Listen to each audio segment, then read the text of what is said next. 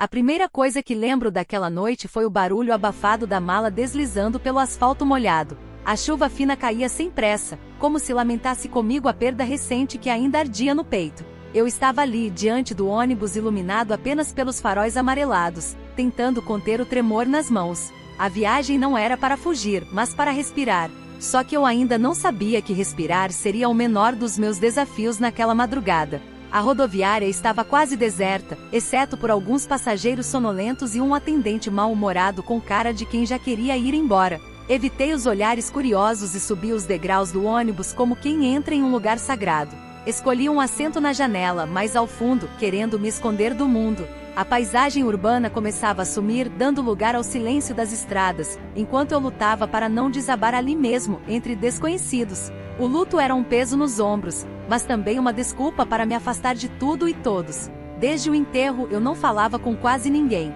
As pessoas diziam coisas que não ajudavam, frases prontas que só reforçavam o vazio. Foi por isso que aceitei o convite da minha irmã para visitá-la no interior, um lugar onde o tempo parecia andar mais devagar, e talvez eu conseguisse ouvir meus próprios pensamentos. Eu só não esperava que naquela noite, ouviria muito mais do que isso. A cada quilômetro percorrido, a escuridão lá fora se tornava mais espessa. As luzes internas estavam parcialmente apagadas, criando uma atmosfera íntima, quase cúmplice. Meu corpo cansado balançava ao ritmo da estrada, mas minha mente insistia em revisitar as últimas cenas ao lado dele. O som do último te amo, o calor do último abraço, e o frio da cama vazia. Mas mesmo mergulhada nessas lembranças, algo começou a mudar. Foi quando senti um leve toque no ombro. Me assustei. Era um motorista perguntando se eu estava bem, pois me notara pálida ao embarcar. Agradeci com um aceno, constrangida. Não queria parecer fraca.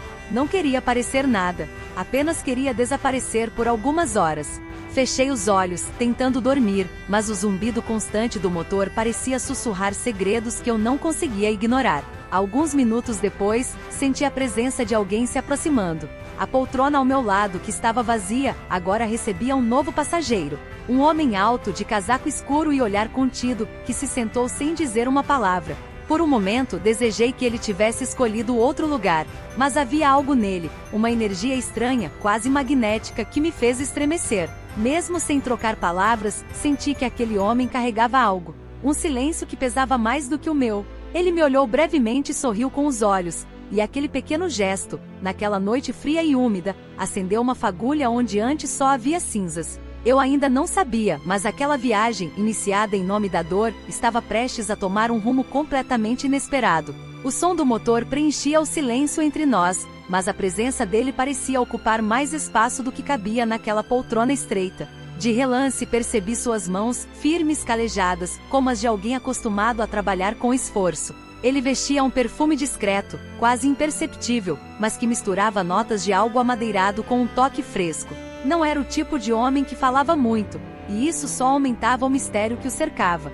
Durante vários minutos, ficamos lado a lado sem trocar uma palavra. Eu, fingindo olhar pela janela escura, e ele imerso em seus próprios pensamentos. Mas vez ou outra, nossos braços se tocavam com os solavancos da estrada. E cada vez que isso acontecia, um arrepio sutil percorria minha espinha. Era involuntário, quase irritante e ao mesmo tempo excitante. Não fazia sentido sentir isso. Não ali, não naquele momento. A primeira frase dele veio quando o ônibus fez uma curva mais acentuada e ele comentou, quase em tom de brincadeira, que o motorista parecia estar com pressa de fugir da própria vida. Eu ri mais pelo nervosismo do que pela graça, mas aquele breve riso quebrou o gelo entre nós. Ele então perguntou se eu viajava sozinha, com uma voz grave e serena que me fez esquecer da resposta por um segundo. Assenti com a cabeça, ainda cautelosa, e devolvi a pergunta por educação.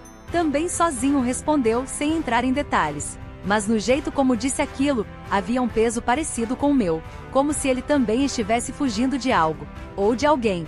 Aquele tipo de dor silenciosa que a gente reconhece no outro mesmo sem palavras. E por mais que eu tentasse manter a distância emocional, minha curiosidade começava a crescer. Quem era ele? O que fazia ali, naquele mesmo ônibus, naquela mesma noite?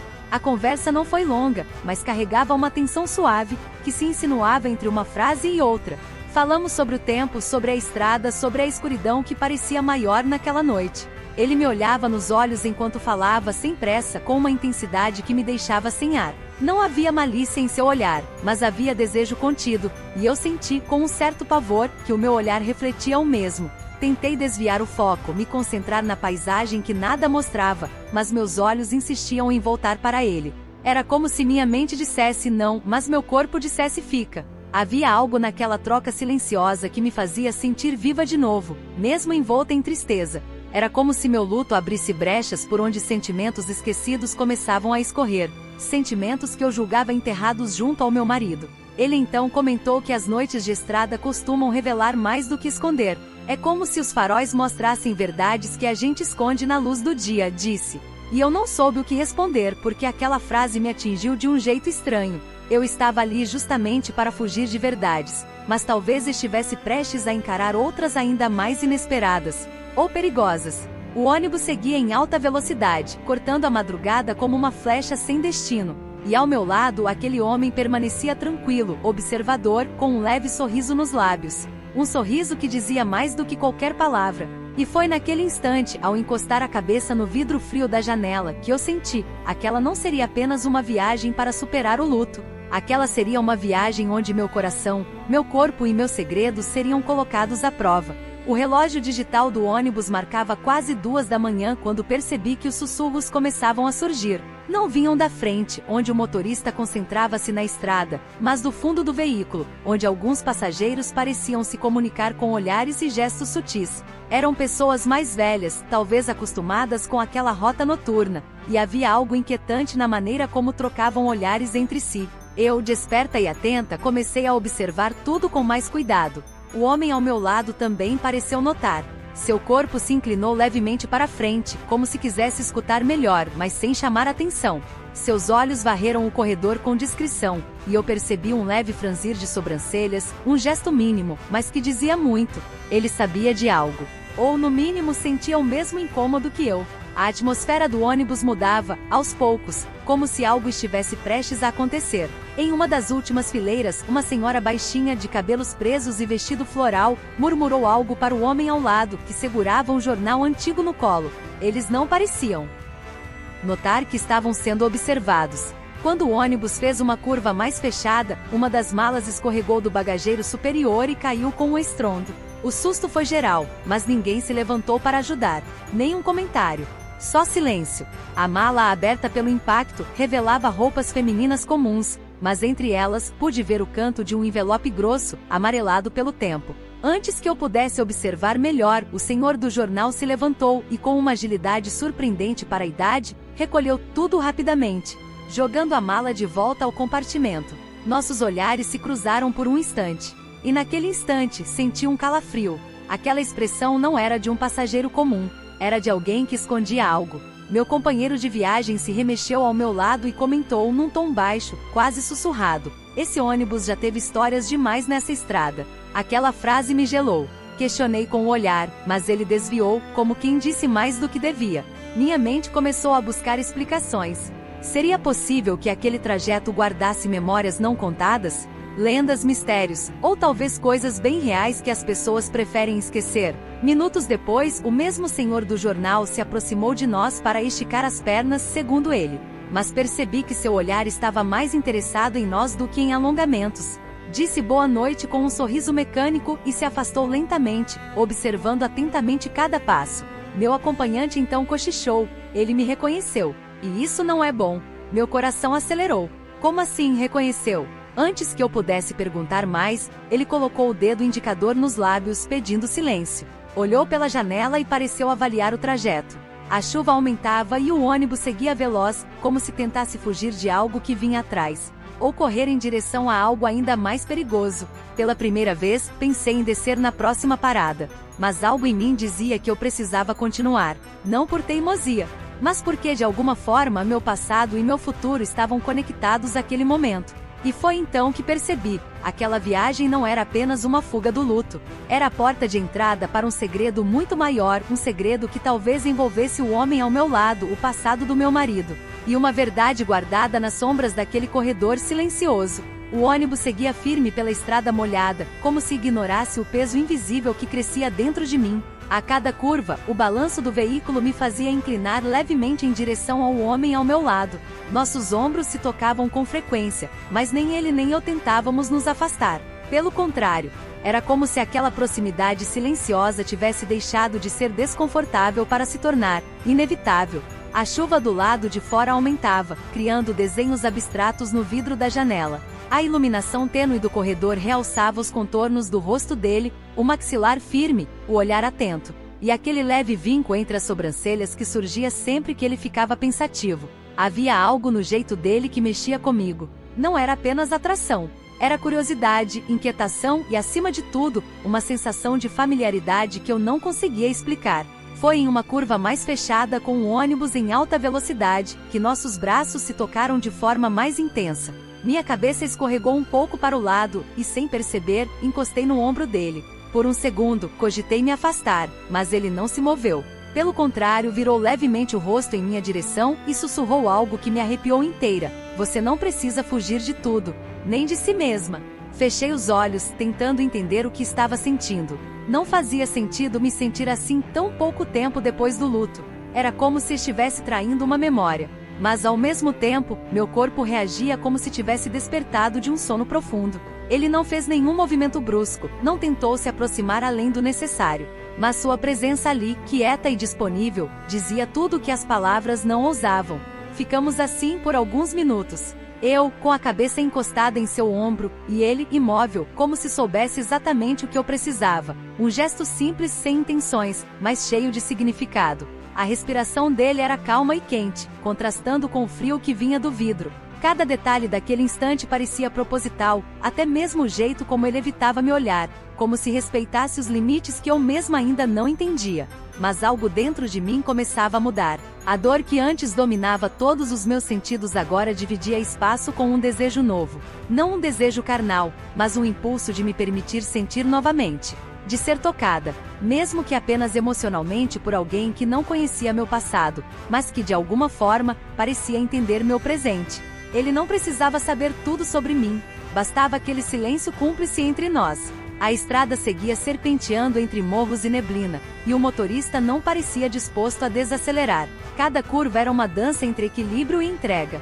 E foi em uma dessas curvas que percebi, não era o ônibus que estava prestes a sair da rota. Era eu, meus pensamentos, meus sentimentos, e minha noção de certo e errado. Eu estava à beira de cruzar uma linha que prometia muito mais do que eu estava preparada para viver. No reflexo do vidro, vi nossos rostos próximos. E naquele reflexo borrado pela chuva, uma versão de mim sorria de forma que há muito tempo eu não via. Uma mulher viva, uma mulher tentada, uma mulher à beira de uma história que não teria volta. A voz do motorista ecoou pelo alto-falante, anunciando uma parada técnica em um posto de beira de estrada. O ônibus diminuiu a marcha, os freios chiaram, e logo estacionamos sob uma marquise iluminada por luzes fracas e amareladas. Poucos passageiros desceram. A maioria preferiu ficar dentro do ônibus, dormindo ou fingindo que dormia. Eu, inquieta demais para permanecer sentada, decidi esticar as pernas e respirar um pouco de ar fresco. Assim que desci, senti o ar gelado da madrugada tocar meu rosto. O céu estava encoberto, e o cheiro de terra molhada se misturava ao de diesel e café velho vindo da lanchonete. Encostei em uma das pilastras do posto, observando nada ao redor. Foi então que ouvi passos atrás de mim. Era ele. Vinha com as mãos nos bolsos e o olhar ainda mais sério do que antes. Por um instante, achei que ele fosse apenas fazer companhia. Mas o que veio a seguir me tirou o fôlego. Preciso te contar uma coisa, disse em voz baixa, como se o mundo inteiro não pudesse ouvir. Antes de você me odiar, ou me afastar, meu corpo enrijeceu. Aquilo me pegou desprevenida. Eu conheci seu marido, completou, olhando nos meus olhos com firmeza. Não como amigo, mas como alguém que estava envolvido em algo que ele queria manter em segredo. A revelação caiu como uma tempestade sobre minha pele já molhada pelo sereno da madrugada. Minha mente tentou recusar a informação. Meu marido? Segredos? A conexão entre os dois era um absurdo, e ao mesmo tempo, fazia sentido com o jeito dele, aquele jeito de quem carregava mais do que parecia. Perguntei o que exatamente eles tinham em comum, e ele hesitou. Olhou para o chão, respirou fundo, e disse que não podia entrar em detalhes ali, mas que meu marido não era o homem perfeito que todos pensavam. Ele era um homem dividido, disse, entre a vida que mostrava para você. e a que levava quando ninguém estava olhando. Minhas pernas ameaçaram ceder. Apoiei-me na pilastra, tentando digerir tudo. A dor do luto ainda era recente, e agora se misturava com uma raiva amarga que eu não sabia de onde vinha. Parte de mim queria ir embora, voltar correndo para o ônibus e esquecer que aquela conversa existiu, mas a outra parte queria ouvir mais. Ele se aproximou um pouco, respeitando meu espaço, e continuou: eu não vim nessa viagem por acaso. Soube do enterro, soube da sua dor, e achei que deveria estar aqui. Havia sinceridade em suas palavras, mas também havia algo mais. Um sentimento que eu não conseguia decifrar. Não era piedade. Era quase como se ele também estivesse de luto, não pelo meu marido, mas por tudo que havia se perdido entre eles. O silêncio que se seguiu foi pesado. As luzes do posto piscavam levemente e dentro da lanchonete, um rádio antigo tocava uma música romântica, deslocada da realidade. Ele então me encarou de novo e disse: se você quiser que eu vá para outro lugar no ônibus, eu entendo. Mas se quiser saber a verdade, eu posso te contar. Não agora. No momento certo. Eu não respondi, apenas o observei por longos segundos. E naquela troca de olhares, entendi que aquela viagem tinha mudado completamente de rumo. O luto que antes me definia agora dava lugar a algo mais perigoso, o desejo por respostas. E talvez, no meio disso tudo, o desejo por ele. Voltamos ao ônibus em silêncio. O motorista já se preparava para seguir viagem, e a maioria dos passageiros continuava mergulhada em sonos inquietos, embalados pelo leve balanço da estrada. Sentei-me novamente em minha poltrona, tentando processar o que tinha acabado de ouvir. Ele voltou ao seu lugar ao meu lado, respeitando meu espaço, mas com os ombros ainda tensos. A viagem seguia, mas o que antes era apenas um trajeto físico agora era também um mergulho dentro de mim. Minhas emoções estavam embaralhadas. Ainda amava o homem que havia perdido, mas ao mesmo tempo, sentia que parte desse amor começava a se desmanchar com as revelações. E ali ao meu lado estava outro homem misterioso, intenso e carregado de segredos, despertando em mim algo que eu não lembrava como era sentir. A dor do luto já não era solitária. Ela agora dividia espaço com um tipo de curiosidade que me queimava por dentro. Não sei dizer exatamente quando aconteceu, mas em um momento da madrugada, nossas mãos se encontraram novamente. Dessa vez não por acaso. Foi um toque sutil leve, como se nossos dedos se procurassem sem permissão. E mesmo sem olhar diretamente para ele, senti que havia um acordo mútuo entre nós. Nada seria dito ali, mas tudo estava sendo sentido. O calor do toque, o silêncio cheio de significado, o coração acelerado. Era mais íntimo do que qualquer palavra. A estrada parecia mais escura naquele trecho, e o som da chuva agora era apenas um sussurro no fundo da paisagem. Ele então se inclinou levemente e disse, quase como um segredo: você ainda está viva. Mesmo que tentem te convencer do contrário. Aquela frase me desmontou. Era exatamente isso.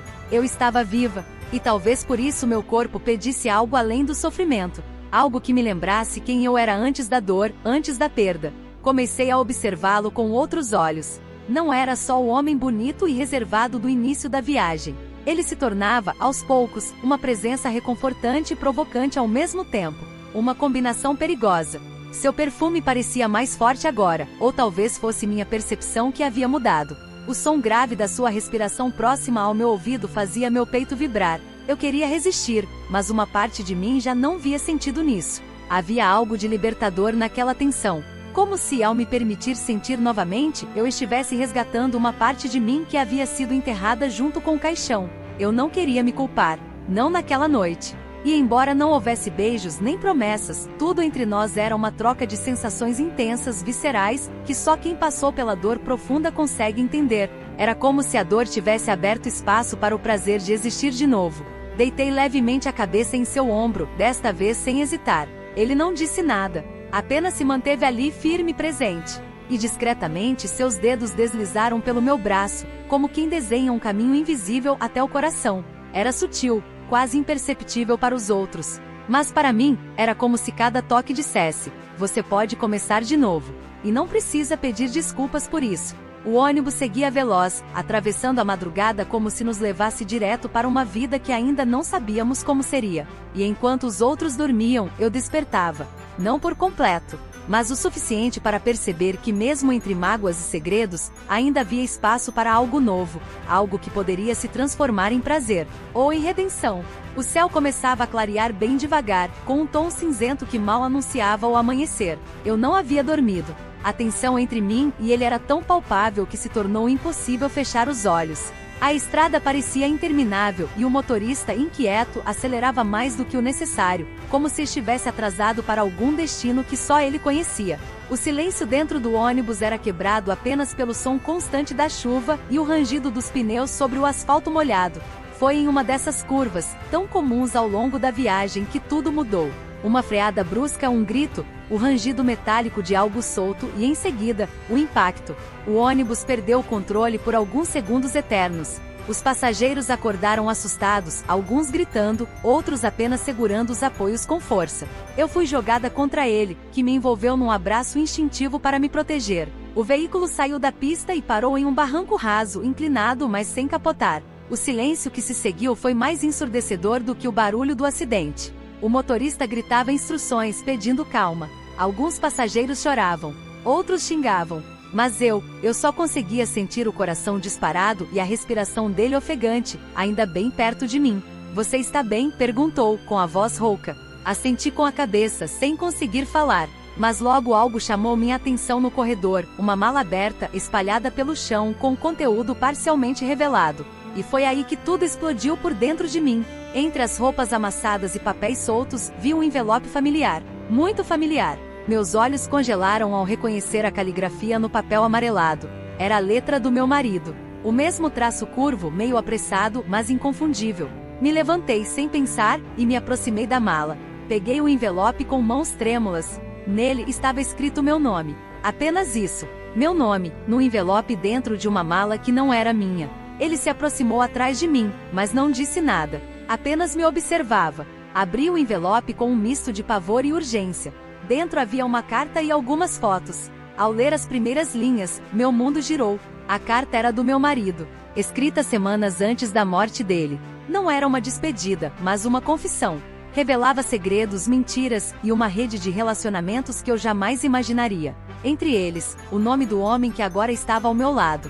Virei para ele, com o coração disparado, e perguntei: "Por que essa carta estava com você?" Ele hesitou. Seus olhos não fugiram dos meus, mas havia dor neles.